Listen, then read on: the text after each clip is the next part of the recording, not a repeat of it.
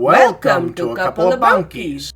Before my mother passed away last year, she ended up commissioning a few boxes made from wood from her childhood home for the grandkids. She had a black walnut tree in her backyard growing up. She had it made into boards and she kept them in the basement for 30-40 years. Over all of those years, somebody had prepared a couple of boards, so I didn't actually have too much to do for preparing, but I still had to plane one board. After planing these boards, Tim went ahead and cut all the boards to desired lengths. Now I resawed all the boards to the desired thickness.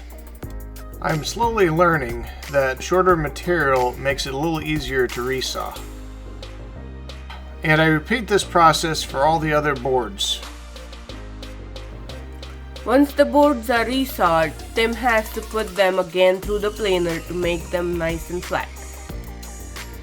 As of right now, everything was roughly the right size, but I had to go over everything with the table saw in order to square everything up.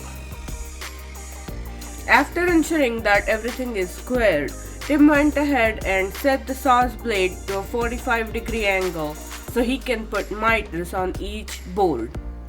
And again, I'm having some accuracy problems with my table saw, so I went ahead and squared everything up one more time. I went ahead and put a groove on the bottom of each of the boards in order for the base of the box to slide in. A quick dry fit gave us the confidence that this box is gonna look beautiful. What do you think? The base of the boxes that I had cut out were just a little thicker than I liked, so I just ran it through the table saw so everything would fit just plumly. Now is the glue up time. Tim used painter's tape trick to glue up the box. He first glued up 3 sides of the box, then slid the bottom in through the slot.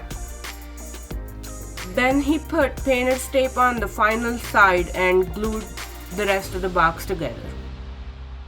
Now as I set that off to the side, I go ahead and start preparing all of the bases of the boxes by sanding them down until they're fairly smooth.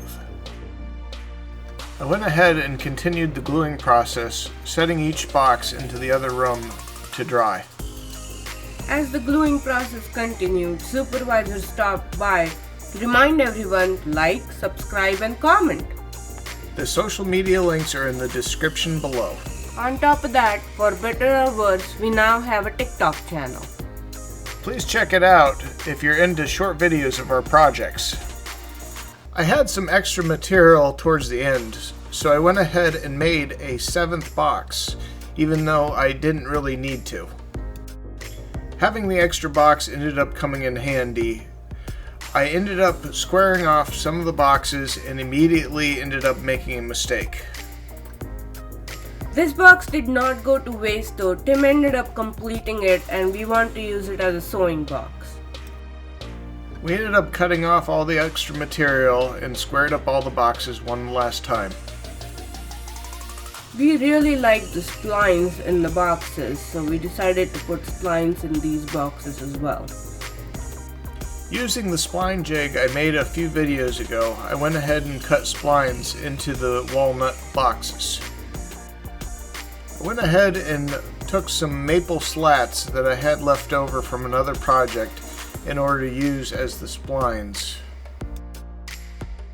Tim used CA glue and some accelerant to put the splines in the slot. I think Tim likes to use CA glue a lot better. You just have to be a little careful when working with it. It likes to go everywhere. The contrast of walnut box and maple spline is really beautiful. And now for Aditi's favorite part, sanding the boxes. I hate sanding. This is like the worst part of my entire day. Do I hear whining? This here is a no whining shop.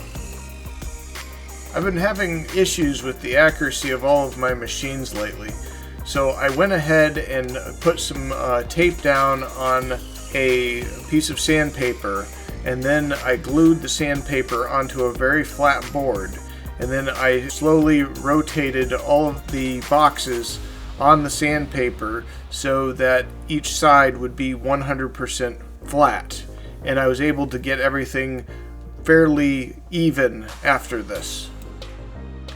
Now, after having a nice straight edge, I was able to use that on the fence in order to get all the other edges nice and plumb. Tim goes ahead and measures each box carefully to cut the lids. After the lids are all cut, I go ahead and start cutting the rabbets on the edges of the lids so each box intersects with the lid. I do a quick test fit and everything seems to fit pretty well. Tim goes ahead and makes small adjustments to the rabbets based on the dry fit. I went ahead and set my table saw to an angle and put a bevel or chamfer on the edge of the tops of the boxes. Tim goes ahead and finds a scrap piece of cherry left over from previous project to make handles. When my mother specified how she wanted these boxes made, she wanted them very basic, without any hinges or anything complicated like that. She just wanted the top to be able to lift off, and she wanted it to be long enough that you could fit a piece of paper folded in half into. Our nephew wanted a picture of his grandparents' house taken from a beautiful pond on their property engraved on these boxes. I had to do some computer gobbledygook in order to get the image to get read by the laser engraver in order to etch it onto the boxes. We soon found out that walnut is the hardest material to get anything engraved with the low-powered engraver that we have. So we ended up engraving it on a thinly sliced piece of cherry, and it turned out really nice. For the inner lining of the box, we ended up finding an unfinished quilt of my mother's, and my sister went ahead and sewed it up in order to fit the bottom of each box. We also managed to find and engrave some personal messages from Grandma to her grandkids. I'm always very curious on how people end up using the things that I make, so I asked my nephews and nieces to see if they can show me what they've been using the boxes for. I'd like to think that my mother would be very happy with the boxes that I made for her grandchildren.